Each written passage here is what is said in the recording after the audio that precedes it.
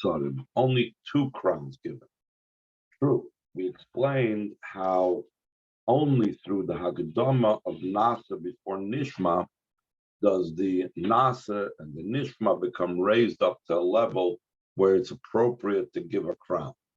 Yet, still in all, if Nasa is so great, I'm sorry, if the Haggadah, if saying Nasa before Nishma is so powerful that because of that, it imparts a higher level of Nishma and a higher level of Nasa.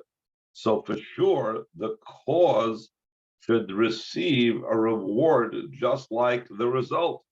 If the result of being Magdim Naisel and Nishma causes that there should be a crown given for Nishma, and the result of being Magdim Naisel and Nishma causes the result that the Nasa should get a crown, so shouldn't the actual prefacing and saying Nasa before Nishma itself be deserving of a crown?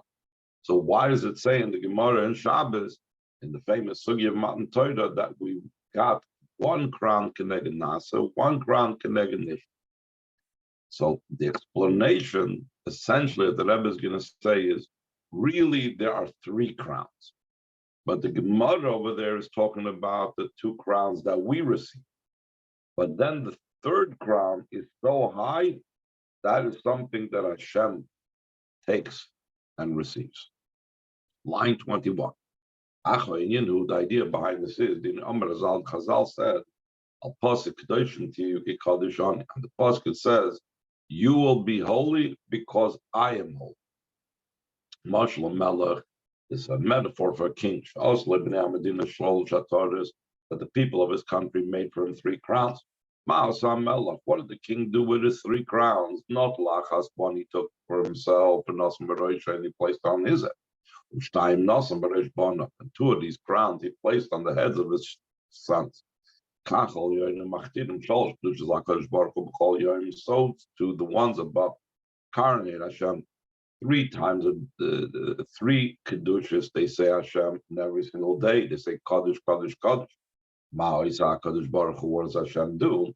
Noitel Kaddish Echalas, he takes one Kaddish for himself, which nine Noisim Baresh Bonav, and two Kaddishes he places on the head of his children. Sam moving for this understood. Gambin Nigel Aksam Matan Torah, also concerning the crowns during Matan Torah. Shnei Aksarim Shekeneged Nasa, Keneged Nishma, the two crowns, one corresponding to Nasa and one corresponding to Nishma. These are the crowns that Hashem placed on the heads of his children. In addition to the two crowns of one Keneged Nasa and one Keneged Nishma, Yesh Nagama Kesra Shlishim, that's also the third crown. That's a result of what we were saying before. When we say Nasa before Nishma, it's not only that when we get a crown for Nasa, we get a crown for Nishma, but we also get a crown for saying Nasa before Nishma. But that's not what was placed on our head. It says the Malachim came down and placed two crowns on our head, Echad Keneged Nasa and Echad Keneged Nishma. But that third crown is not placed on our head. El Shekeser and not La'atzmai. This third crown, the crown of the saying Nasa before Nishma, Hashem took for himself. Zel Gamkein Masha Nemar. This is also what it says in the pasuk in Shir Hashirim. It says, "Send Verena B'nai Sion, go out and see daughters of Sion, Ba'melech Shloimei, and the king Shloimei, Ba'Torah Sheyitzrolei Imai B'Yem Chasan Nosai, in the crown that his mother coronated to him on the day of his wedding." Now we know in Shir Hashirim it's generally about the love between Hashem and the Jewish people, the marriage of Hashem and the Jewish people who are likened to Chosn and Kala. So the Chazal explained what exactly is this pasuk referring to. Amr Chazal said, Shemelech Shloimeh, the king Shloimeh, Ka'el HaKadosh Baruch Hu, it's referring to Hashem. Why is Melech Shloimeh referring to Hashem? To Melech Sha'asholem Shaloi, it is the king who the peace is his, the Eibishter is the master of peace. Imoi Koyel Knes Yisrael. when it says his mother coronated him, it's going on Knesset Yisrael, as we had a different time, the Maimer Chazal, that it says that Hashem's love for the Jewish people is so strong that he called her my daughter, and Loizos Mechavach he called her my sister, and he even called her Imi. He called the Jewish people my mother. So when it says that the mother coronated the king Shlomo, it means Knesset Yisrael placed a crown on the head Kaviyachol of Hashem. This is what we were speaking about before. The third crown, the crown of Nasa before Nishma, is what Hashem placed on his own head. Yom Chasanos is a Matan Torah. And the day of the wedding that's going on Matan Torah, which is what we're referring to. בשעה שהקדימו ישראל נעשה נשמה is connected with Matan Torah. In Cain, if so comes out, Pirish the Torah, the meaning of what it says in the crown that his mother coronated him, that we see in this pasuk in Shia Shirim, which Matan Torah, Itro v'chtiru neshamas Yisrael Torah, like Hakadosh Baruch Hu by Matan Torah, the neshamas Yisrael placed a crown on Hashem's head, Kaviyachol Shezeu HaKeser HaShlish. That's the third crown. They avoided Agdamas Nasal and Nishma through the prefacing of the avoid of saying Nasa before Nishma. Shenot la'atzmi, that Hashem took the third crown for himself. So now this is all nice and good. This is all Medrash style language and Medrash style answers. But of course, Chassidus wants to know what's the inner meaning. What is this? What are these crowns? What's the crown for himself? What's the crown for us? Be it in Shlosh Saksarim, the explanation of the idea of the three crowns. And what is their connection specifically with Matan Torah? Yuvan Beheg the Maimer Chazal to be understood by first prefacing what the Chazal say. What it says in the pasuk it says it was evening, it was morning, the sixth day. Hey, you say the Lamali, why is there an extra hey? It doesn't say Vayera Vayivoker Yom HaChamishi, Yom HaShlishi, Yom HaSheni. All throughout creation, when it talks about it was evening, it was morning, it says sixth day, the fifth day, the fourth day, the third day. It doesn't say the sixth, the fourth, the fifth. Why over here by Friday, by the sixth day of creation, they'll say Yom HaShishi? The Lamed, this teaches us, he's not Kadosh Baruch Hu. In Ma'aser Bereshis, that Hashem made a condition with Ma'aser Bereshis, with the creation of Amar Lahem, and he told them, Im Yisrael Kalma Torah Miskayim V'chulu. If the Yidden accept the Torah, you will remain in existence, because it says Yom HaShishi is referring to the sixth day, as he's soon going to mention. The sixth day is the sixth day of Sivan. That the entire creation is dependent on the sixth day, the well-known sixth day, not the sixth day of creation, the sixth day of Sivan. That's what it says. It was evening and morning, the sixth day. The evening and the morning of the conclusion of creation, totally b'yoyim hashishi, dependent on the sixth day. It's the sixth of Sivan that the Torah was given on. This means until the Torah was given, the world did not have a true, solid existence. Since it was dependent on a condition. Only when the Torah was given did the world become an existing entity, because up till then it was up in the air. Would the world continue existing or not? We see more specifically in more detail the connection between the existence of the world and Torah. Chazal said, the world stands on three things. Torah, and Torah, and the service of the Beis Hamikdash, and doing acts of kindness. And the idea behind this is the main existence of the world is specifically through the level of the encompassing level, the level of makif. Simply put, soiviv kol almin, is what ensures that the world exists. Because Soiviv, the transcendent, the Makif level, the infinite, that is what creates the world Yesh Ma'ayin. Memala Kalam, in the Pnimi, the world, the Oir that permeates the world, that is not something that ensures the world's existence itself. That is, once the world exists, it gives it vitality and life force to be alive. But the actual coming into being of the world and the constant coming into being of the world, that's from Oira Soiv Kalam. So just like it's by a human being. His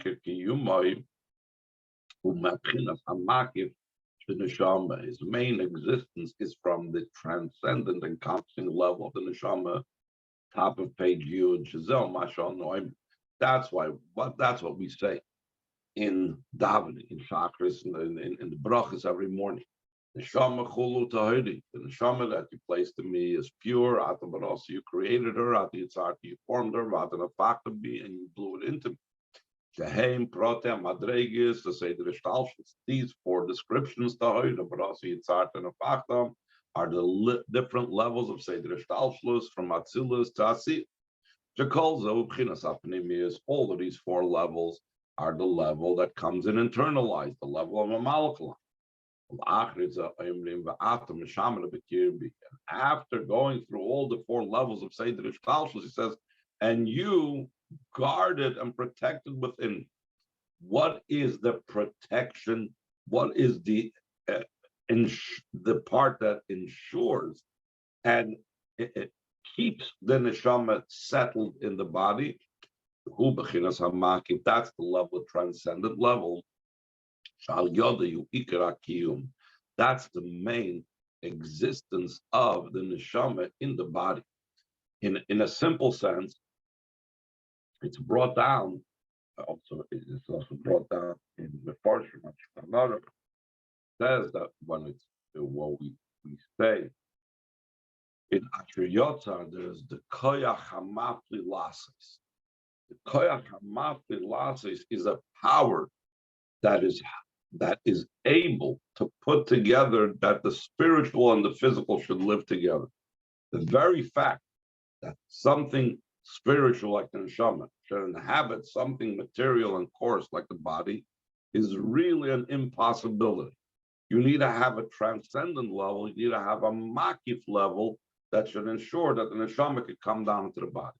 So this is much more powerful than even the individual aspects of the neshama, the tohida, the barasa, yitzarta, the nafakta, the intellect, the emotions.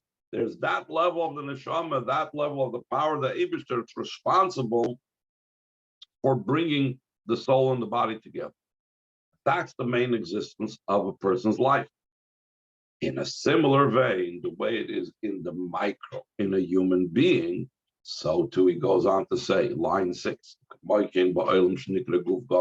too in the world. That's called a big body. So in other words, whatever takes place in the body on a micro level takes place in the relationship between Hashem and the world in a macro level. Its main existence is from the makif. Therefore, makif, that makif is the level that we said before is caused through Matan Torah. The Matan Torah brings down the makif that causes that the world should continue existing. And in a similar vein, the specific mitzvahs that we said, even more specifically, from the Torah, the existence of the world is through the three levels of makif, of Torah and Avodah, and Gmils Chasad.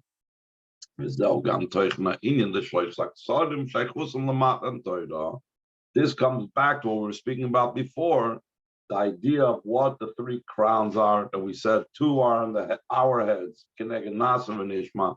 The third one Hashem places on his own head. That's a result of our saying Nasa before Nishma. And that has to do with the lead-in to Matan Torah. And these three crowns that we just now spoke about is the three levels of Makif, Sharikes, of Vataru Makif, because a crown is the level of Makif. Through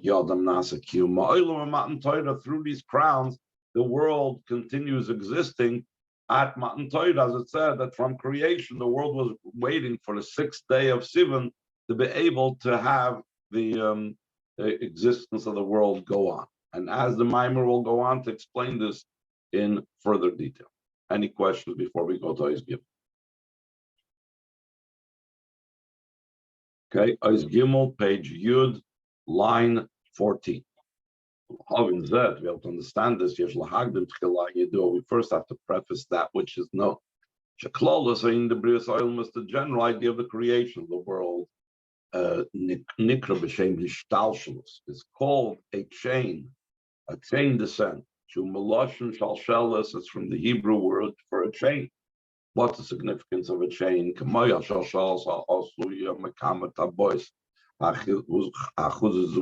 Just like a chain that's made up of many rings, that each ring is holding on to the other ring. It descends and comes down from above to below. That the end, the lower part of the upper ring or the upper link in the chain enters into the top, into the head of the lower link in the chain. And so too, the lower link to that enters and connects into the link that's beneath it. So too, it descends and goes down, and it's drawn from ring to ring, from link to link. In a similar vein, just like we're saying it goes from top down, it's the same relationship going from bottom up. In a similar vein, the lower link is connected with the upper link. The one that's second from the bottom is connected with the link that's higher than that. It's that movement. This is understood. All the links in the chain are bound up and associated one with the other until the lowest link is bound up and associated also with the highest link. If you actually look at the lowest link in the chain, the bottom of the lowest link in the chain is really not connected to anything. It's really it's only the top and the head of the bottom link. It's connected with the link that's on top of it. But it's still connected because this is the top and the bottom of the same link.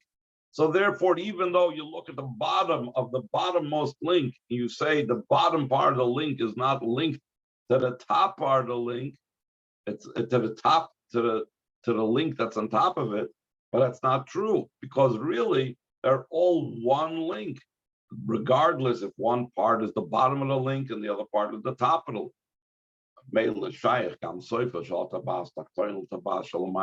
Therefore, the end of the lowest link is connected and associated with the link that's higher than the lowest link. Until top of page off to Baso Yisrael, you know that even its connection is even to the highest most link.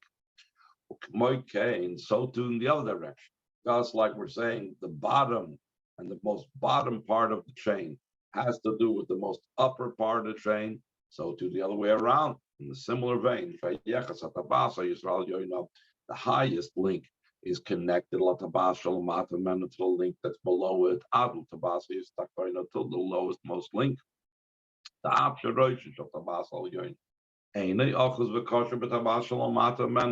the head and the top of the upper link is not connected and tied in the link that's beneath it, it's only the end of the top link. The same thing like we said by the bottommost link, he's just like flipping it around on the top link. The top part of the top link is not connected with the link beneath it. It's only the bottom part of the top link that's connected. But he's used the same argument. It's one link. The top link is one link. Therefore, the top part of the highest link has a connection with the link that's beneath the first link in the chain. Until it's connected even to the lowest most link in the chain.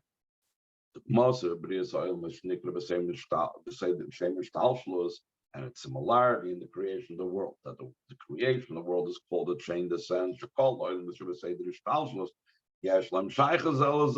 all the world in the chain order of descent has a connection one with another. The highest most level, let's say in Atzilus, is connected to the lowest most level, let's say in Asiya, and vice versa, because of how the links of a chain are associated and connected one with the other. This is all in Seder Ishtalshus. Line 12 on page Yud Omnam, when we're dealing with a level that's higher than Seder Ishtalshus, Ein Erech V'Shayches from L'Nivroim and its own klal. There's no comparison and no association with the level of higher than Seder Ishtalshus and the created beings, or even the levels that were emanated, Natsilis, have no association with the the level that's higher than Seder Ishtalshus has no association with them. Since it's known that there's no comparison whatsoever between the emanated beings, in other words, the beings of Atzilus, Hashem's very essence.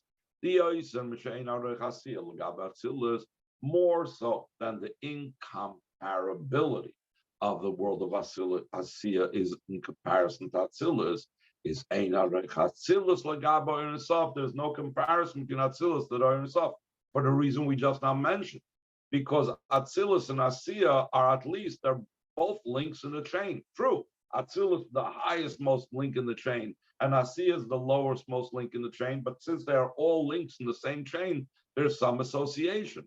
But Eresof, Atmos is beyond that whole chain at all. This means Guf. Though in the chain order of descent itself, there's no comparison between Asiya to Atzilus, Makol still in all the Yosim, since they are in the chain order of descent, they have an association one with the other. In other words, they are equal in the fact that all of them are created beings or emanated beings. In comparison to the infinite light of the Eibishter, the emanator, so also the world of Atzilus has no comparison whatsoever. To such a degree is Atzilus so far from the Eibishter himself, from the emanator, from the Eir himself, from Atzmos, that there is not, that Atzilus and Asiya are completely equal in their distance. You don't say that Atzilus, being that it's higher in Seder Ishtalshus, is somehow closer, and Asiya being lower in Seder Ishtalshus somehow further. They're equidistant from the Eibishter's essence. Any questions before we go on to Izdal? Okay, Izdal, line 25 on page Yud Aleph.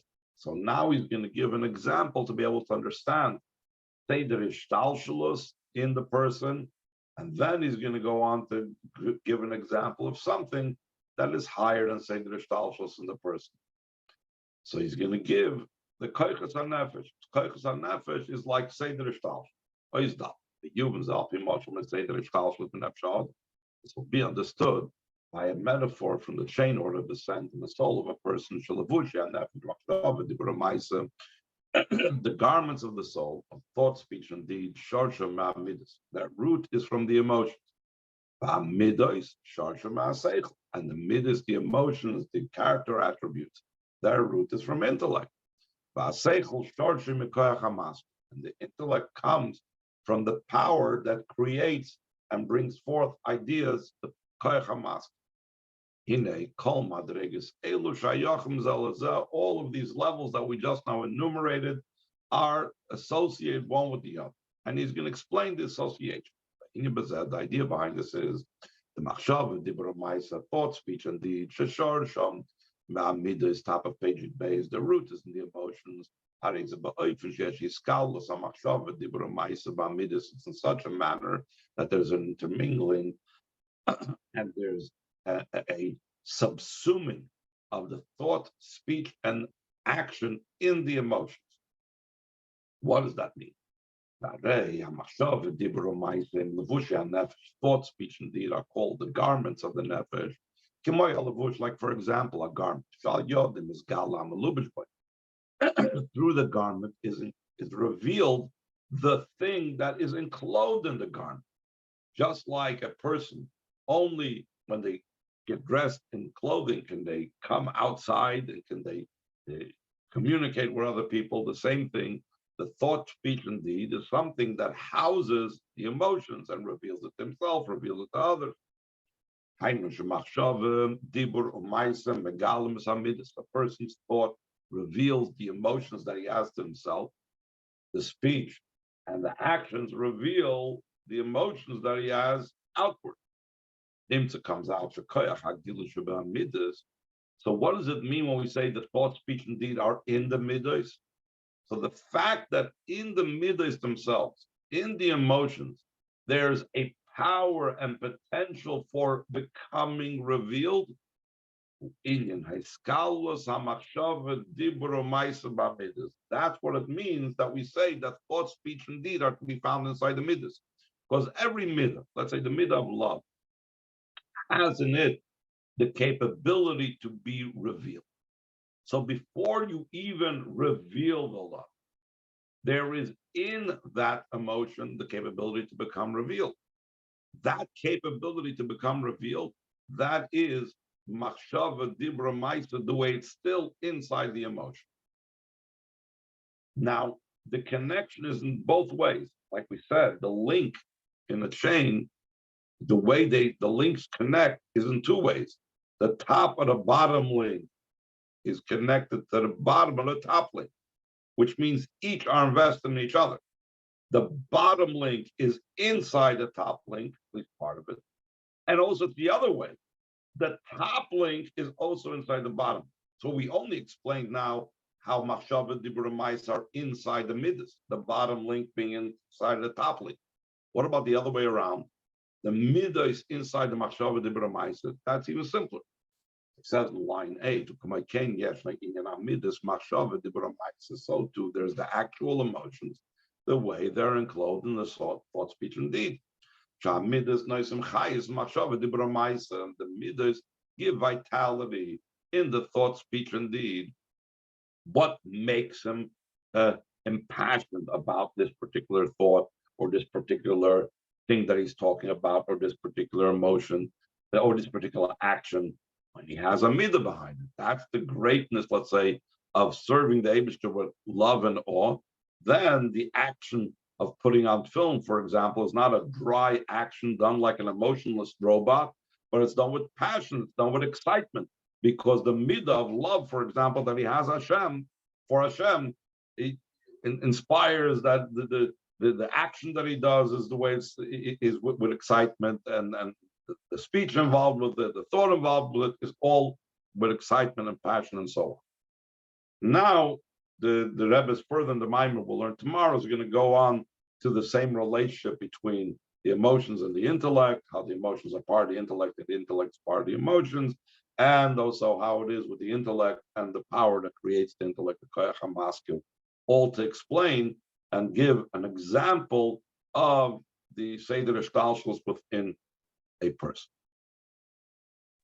Any questions?